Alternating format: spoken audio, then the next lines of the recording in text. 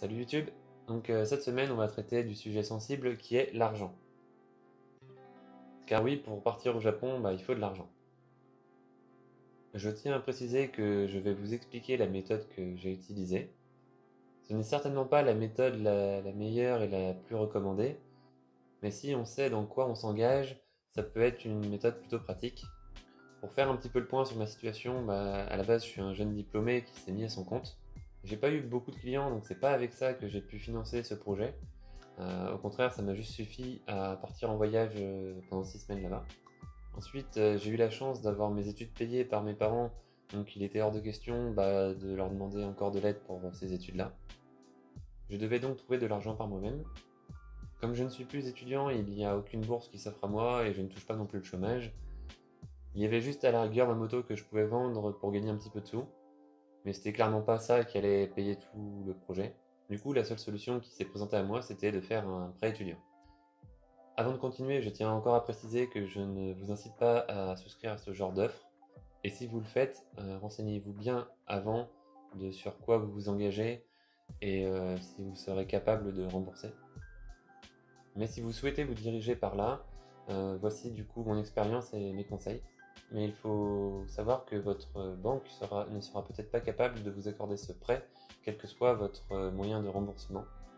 À 2 reprises, je me suis fait refuser le prêt car on ne veut pas que l'argent parte en dehors de l'Europe. En tout cas, c'est ce qu'on a essayé de me faire comprendre. La première fois, ça m'a fait rater du coup les dates d'inscription de l'école. Et la seconde fois, on m'a refusé 2 semaines avant la date limite, alors que ça faisait 6 mois qu'on montait le dossier. Renseignez-vous bien auprès de votre banque, il faut trouver une banque internationale. Et petit conseil, demandez plusieurs fois, mais vraiment beaucoup, à votre conseiller s'il n'y a aucun problème pour des études au Japon. Et du coup, j'ai dû trouver une banque en urgence capable de m'assurer que j'obtiendrai mon prêt et que j'aurai l'argent sur mon compte en 2 semaines pour avoir mon attestation bancaire. Miraculeusement, la première porte à laquelle j'ai toqué, c'était la bonne. Cependant, je n'ai pas pu vraiment choisir mon taux d'intérêt et je pense qu'avec un peu plus de marge de manœuvre, j'aurais pu trouver mieux.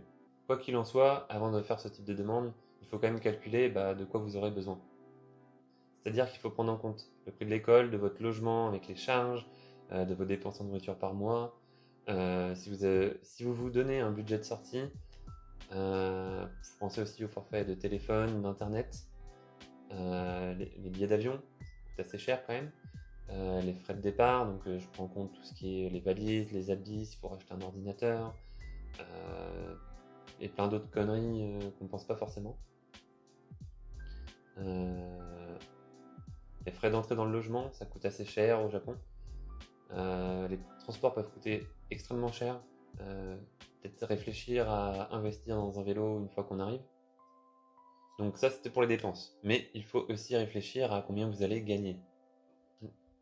Du coup, est-ce que vous avez déjà de l'argent qui vient régulièrement sur votre compte? Et au bout de combien de temps souhaitez-vous travailler pendant votre séjour? Vous serez obligé d'y passer, et plus tôt ça sera, plus vous serez serein. Il faut également savoir que vos heures de travail, ce sera que 28 heures par semaine. Vous ne pourrez pas dépasser.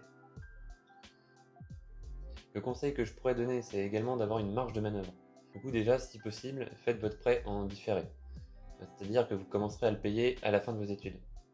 Cependant, il faut prévoir du coup ces mensualités dans vos dépenses par mois et les mettre en économie en fait dans un autre compte. Comme ça, si vous avez étudié pendant 2 ans, vous aurez 2 ans de mensualité déjà qui sont en économie. Et comme ça, vous serez plus serein à la sortie de l'école pour trouver un travail. Second conseil, lors de vos calculs, vous n'aurez jamais les sommes exactes. Donc prenez toujours plus que ce que vous allez dépenser et prenez toujours moins que ce que vous allez gagner.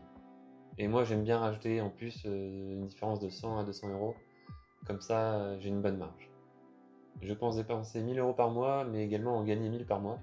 Donc, mis à part les frais de l'école et les frais de départ, plus les mois où je ne pourrais pas travailler, tout le reste du temps, je n'ai aucune perte. Et si des mois j'arrive à garder plus d'argent, je les mettrai de côté pour des imprévus ou alors avoir un peu plus d'économie en cas de besoin.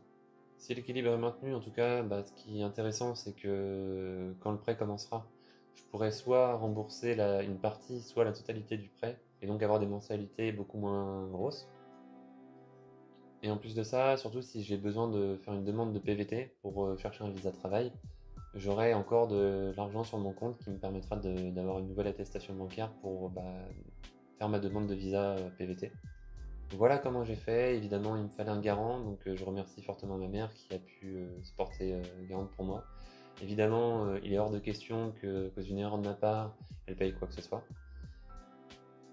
En tout cas, si vous décidez de suivre mes pas, pensez-y à plusieurs reprises, faites vos calculs plusieurs fois.